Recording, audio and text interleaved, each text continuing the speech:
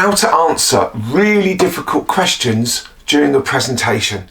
Now, for a lot of people, this is their biggest fear when presenting. What happens if they ask me some really difficult questions? Don't panic. Hey, we're going to deal with it, and I'm going to show you exactly how to do that. So, the presentation is going really well, and you're in a nice flow, and then suddenly you get asked a question. Ah! Gosh, where did that come from?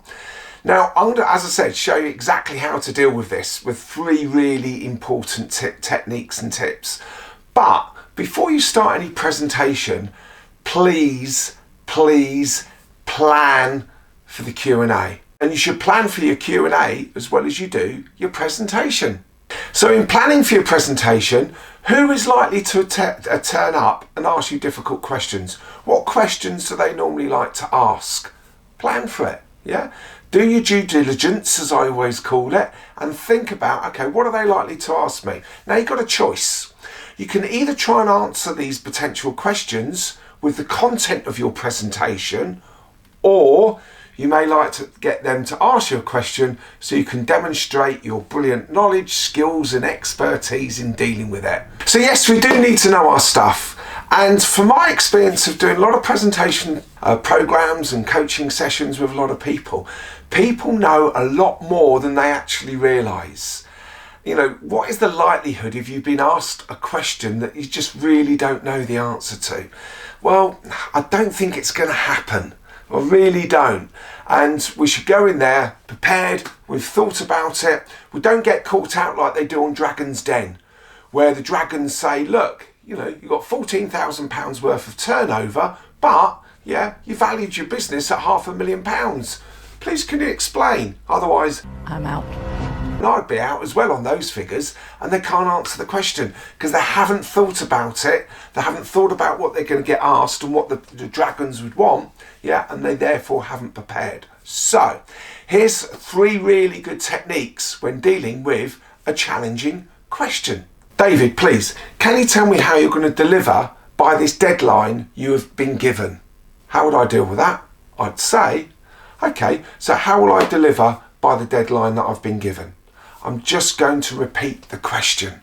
Why? It just gives me a few seconds to think.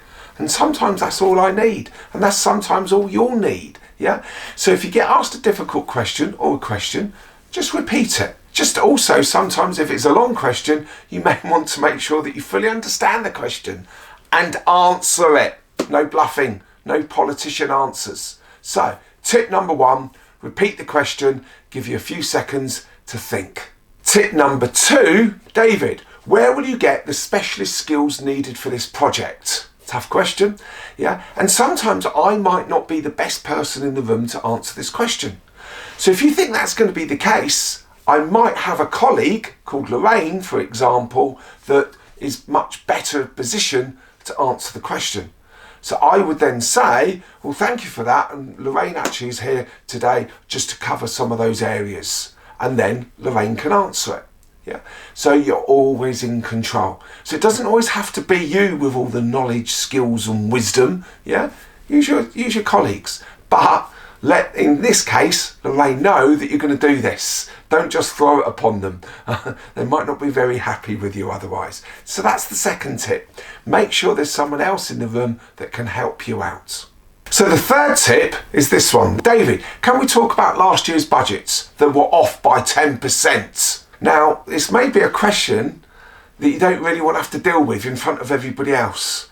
So sometimes you need to think, are they trying to railroad my presentation? Is it really relevant to this presentation?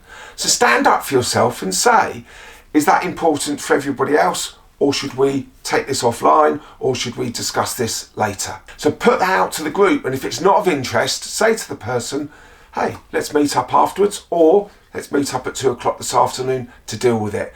Don't let people railroad your presentation. So after any Q&A, it's always really important just to recap the real key points from the presentation so the message doesn't get lost. So, hey, no more fear about difficult questions during presentations. Remember the 3 techniques, but also remind yourself, you do know a lot, you do know your stuff. What is the real chances if you've been asked something you can't deal with? I think it's pretty unlikely. So thank you for watching. Please subscribe, please like the video, and see you on the next one.